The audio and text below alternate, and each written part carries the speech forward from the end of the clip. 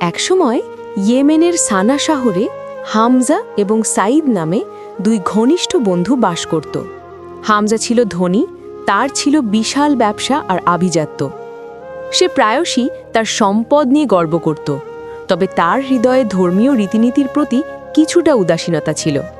অন্যদিকে সাইদ ছিল একজন সাধারণ দিনমজুর।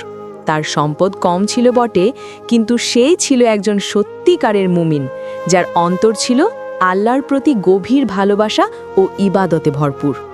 হামজা প্রায়ই সাইদের সরল জীবন ও তার কঠোর ইবাদত দেখে হেসে উঠত। একদিন হামজা তার দামি রেশমি পোশাক পরে সাইদকে বলল, সাইদ, তুমি এত কষ্ট করো কেন? দিনের পর দিন কঠোর পরিশ্রম, তারপর আবার এত লম্বা নামাজ। আরাম করো, জীবন উপভোগ করো। দেখো, আমার সব আছে। আল্লাহ যদি সত্যি আমাকে ভালো না বাসতেন, তবে কি এত সম্পদ দিতেন? সাইদ শান্তভাবে হাসল। সে তার বন্ধুর দিকে তাকিয়ে বলল, আমার প্রিয় বন্ধু হামজা, সম্পদ ক্ষণস্থায়ী। এটি আল্লাহর একটি পরীক্ষা। আসল সম্পদ হলো আমাদের ঈমান এবং আখিরাতের সঞ্চয়।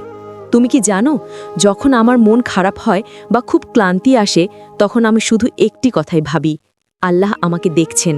আর এই চিন্তাই আমাকে শান্তি দেয় এবং পথ দেখায়। হামজা সাইদের কথায় তেমন গুরুত্ব দিল না। সে তার ব্যবসা এবং দুনিয়াবি সাফল্যে মগ্ন রইল।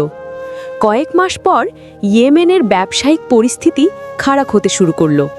হামজার একটি বড় জাহাজে মাল বোঝাই করার কথা ছিল, কিন্তু এক ভয়াবহ সামুদ্রিক ঝড়ে তার সব পণ্য ডুবে গেল। হামজা মুহূর্তের মধ্যে তার প্রায় সব সম্পদ হারালো। সম্পদ হারিয়ে হামজা মানসিক ও শারীরিকভাবে ভেঙে পড়ল। যে বন্ধুরা তার সম্পদ দেখে কাছে আসত, তারা এখন মুখ ফিরিয়ে নিল। হতাশায় ডুবে গিয়ে সে একাকী জীবন কাটাচ্ছিল। একদিন সে পথে হাঁটতে হাঁটতে দেখল সাইদ হাসি মুখে কাজ করছে।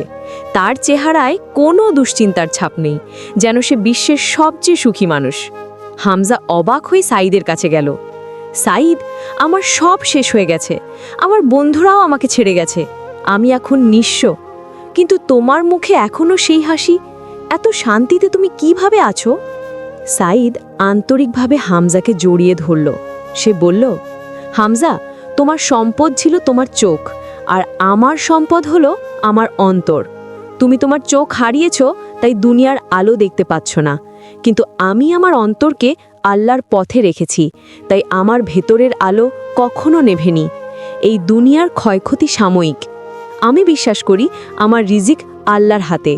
আজ কাজ না থাকলে কাল থাকবে, কিন্তু আল্লাহর ইবাদত আমাকে সব পরিস্থিতিতে সবর অর্থাৎ ধৈর্য দেয়। সাইদের এই কথাগুলো হামজার হৃদয়ে গভীরভাবে আঘাত করল। সে বুঝতে পারল আসল নিরাপত্তা ও শান্তি আসে আল্লাহর নৈকট্য থেকে, ক্ষণস্থায়ী দুনিয়ার সম্পদ থেকে নয়।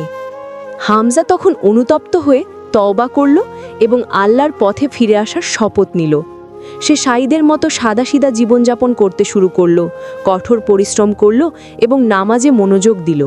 সময়ের সাথে সাথে হামজা আবার ব্যবসা শুরু করল, তবে এবার তার উদ্দেশ্য ছিল ভিন্ন।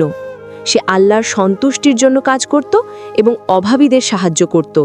তার নতুন জীবন ছিল আগের চেয়ে অনেক বেশি শান্তিপূর্ণ এবং অর্থপূর্ণ। উপসংহার: এই গল্প আমাদের শিক্ষা দেয় যে পার্থিব সম্পদ নয়, বরং ঈমান, সাবর এবং আল্লাহর প্রতি নির্ভরতাই হলো জীবনের সবচেয়ে বড় নেয়ামত এবং প্রকৃত শান্তি ও সফলতার চাবিকাঠি। বন্ধুরা, আমাদের ভিডিওটি ভালো লাগলে লাইক, শেয়ার এবং চ্যানেলটি সাবস্ক্রাইব করে দেবেন প্লিজ, এবং কমেন্ট করে জানিয়ে দেবেন ভিডিওটি কেমন লাগলো।